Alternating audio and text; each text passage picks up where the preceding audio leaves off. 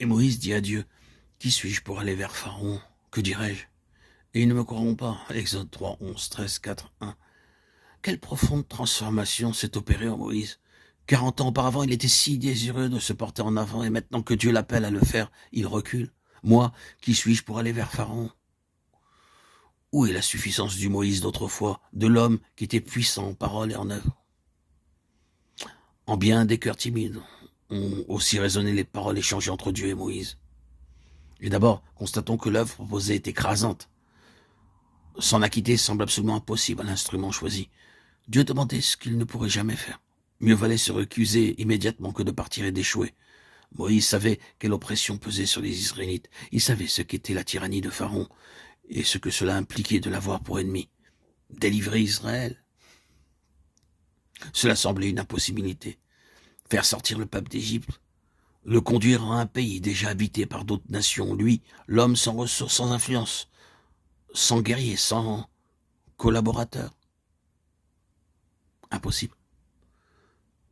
Mais Dieu peut accomplir les choses impossibles. Qu'importe la grandeur de ses plans, si c'est lui qui en a jeté les bases. Les difficultés peuvent bien être insurmontables, humainement parlant. Pour lui, elles sont inexistantes.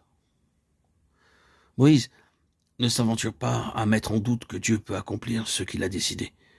Mais il met en avant la capacité de l'instrument choisi. Moi, aller vers Pharaon, s'écrie-t-il. Et Dieu lui répond, je serai avec toi. Un ambassadeur du roi des rois est comme recouvert de l'autorité de son maître. Ce n'est pas avec ses capacités propres que Moïse ira de l'avant. Ce n'est pas non plus comme ancien prince royal de la maison d'Égypte. Il y a 40 ans qu'il a quitté la cour de Pharaon. Sa vie d'alors appartient à un lointain passé. Dans le messager qu'il choisit, Dieu ne recherche pas l'influence que celui-ci pourra exercer du fait d'une haute situation ou de puissantes relations. Pour Moïse, ces choses sont maintenant inexistantes. Il doit aller de l'avant, uniquement avec l'autorité et la puissance de Dieu. Mais quand j'irai vers les enfants d'Israël et que je leur dirai « Dieu m'a envoyé vers vous » et qu'ils me demanderont « Quel est son nom ?» Que leur dirai-je? Exode 3, 13. Le Seigneur est patient. Avec quelle douceur il répond à cet homme qui veut se dérober, lui montrant que ses craintes ne sont pas fondées. Lui-même mettra ses paroles dans la bouche de Moïse. Moïse n'aura qu'à dire à ses frères que Dieu lui est apparu et qu'il l'a envoyé vers eux. Puis Dieu lui dit exactement ce qu'il devra faire.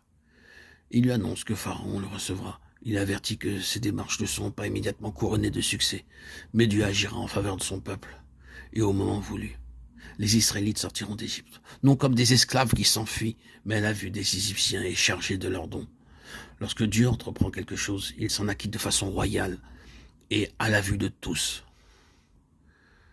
Israël aura été trop heureux d'échapper n'importe comment à ceux qui l'avaient réduit en esclavage, mais lorsque Dieu délivre son peuple, il le fait de manière triomphale, à main forte et à bras étendus.